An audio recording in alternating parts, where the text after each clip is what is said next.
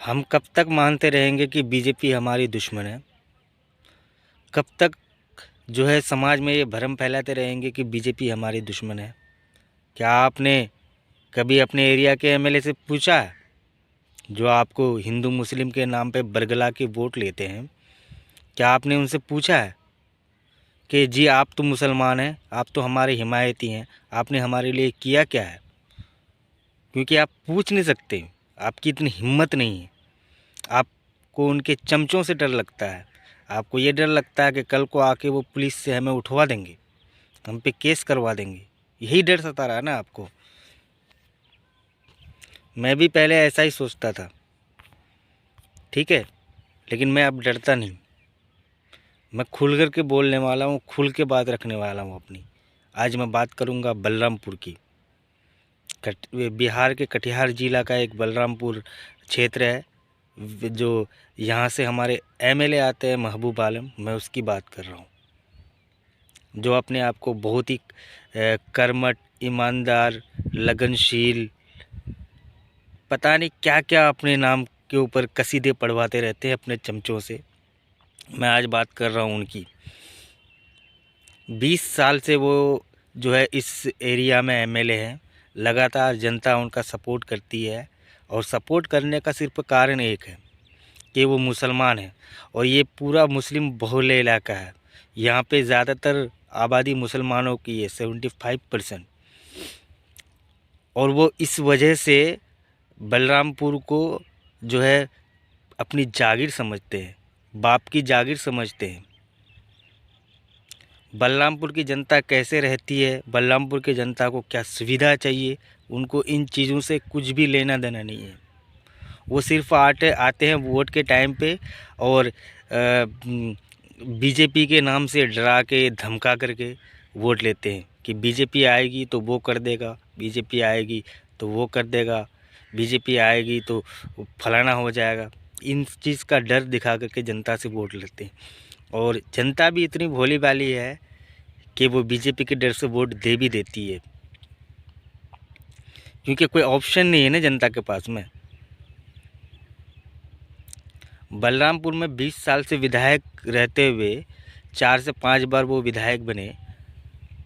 आज तक आपको मैं बलरामपुर क्षेत्र में अगर जाओगे, आपको आप एक ढंग का आप हॉस्पिटल नहीं पाओगे। कोई भी इमरजेंसी केस होता है, सीधे कटिहार जाओ, या नहीं तो फिर पूर्णिया जाओ, पूर्णिया डिस्ट्रिक्ट में। बीच में आपको कहीं नहीं मिलेगा ऐसा हॉस्पिटल। किसी को अगर सांप काट लिया, किसी का डिलीवरी केस है, या किसी को हार्ट अटैक आ गया, ऐसी कोई भी सुविधा नहीं है। किस भ्रम में जी रहे हैं आप? ये हिंदू मुस्लिम के नाम पे जो है ना, बर्बाद कर रहे हैं हम लोगों को। आप सोच सकते हैं जब एमएलए इतना ढीला होगा तो यहाँ की सिस्टम कितनी ढीली हो सकती है। मैं भी सोच रहा था पहले कि मैं ऐसी बात बोलूँगा तो मुझ पे कार्रवाई करेगा, या उनके चमचे आके मुझे डराएंगे धमकाएंगे, लेकिन मुझे इन चीज़ों का कोई डर नहीं लगता अब।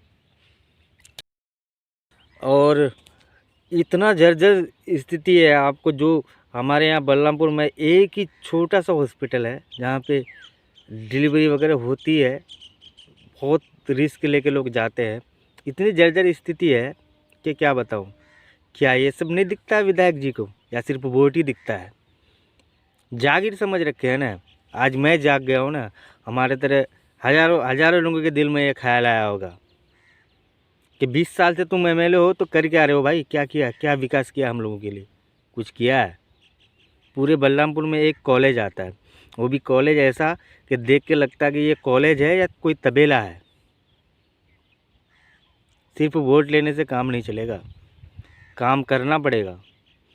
और आप सब दिल से ये निकाल ही दो, दिमाग से निकाल ही दो ये बात कि बीजेपी से हमें डर है। बीजेपी से हमें कोई डर नहीं है। अगर इनके अलावा कोई दूसरा एमएलए आएगा ना तो अच्छा काम करेगा। हमें इनसे कोई पर्सनल दुश्मनी नहीं है, या पर्सनल कोई इशू नहीं है हमारा इनसे।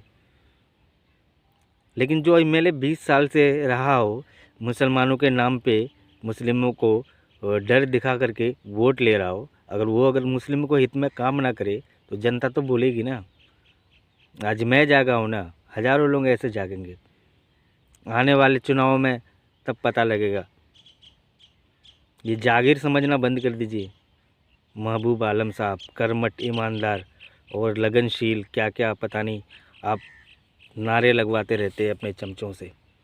आप अगर भला कर रहे हैं तो बस अपने चमचों का कर रहे हैं।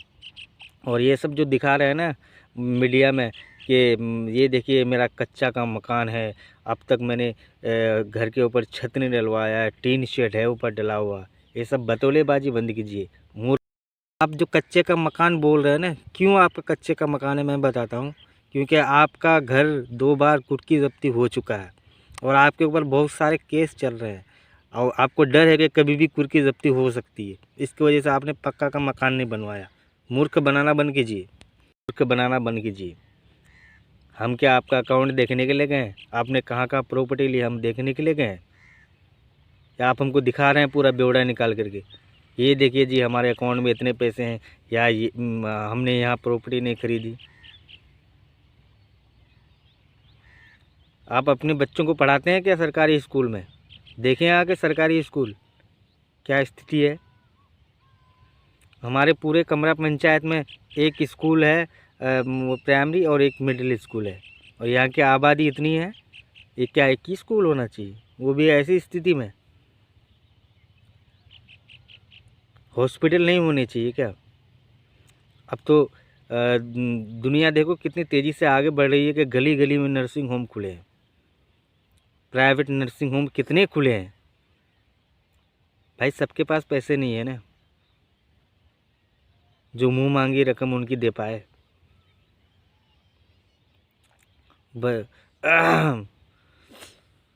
और आप सोच रहे होंगे कि इस दिसंबर के महीने में इतनी गर्मी क्यों, मैं इतना गर्म क्यों हो रहा हूँ। तो गर्म होने का कारण आपको भी गर्मी आनी चाहिए, नहीं तो जो आने वाली नस्लें हैं ना आपसे सवाल पूछेगी और आप क्या जवाब देंगे। और मेरे से सवाल पूछेगी ना मेरी आने वाली नस्लें, तो मैं खुल के जवाब दूंगा कि मैं जितना कर सकता था उतना किया। मैंने कम से कम आवाज़ तो उठाया, फ़ख्र से कहूँगा मैं कि मैंने तो कम से कम बोलने की हिम्मत की। आपसे पूछेगी ना तो आप कुछ नहीं जवाब दे पाओगे, आप निठल्ले बन के रहोगे, बोलेगे कि ऐसी थी वैसी थी। दुनिया कहाँ से कहाँ जा रही है और हम लोग पीछे के पीछे ही होते जा रहे हैं।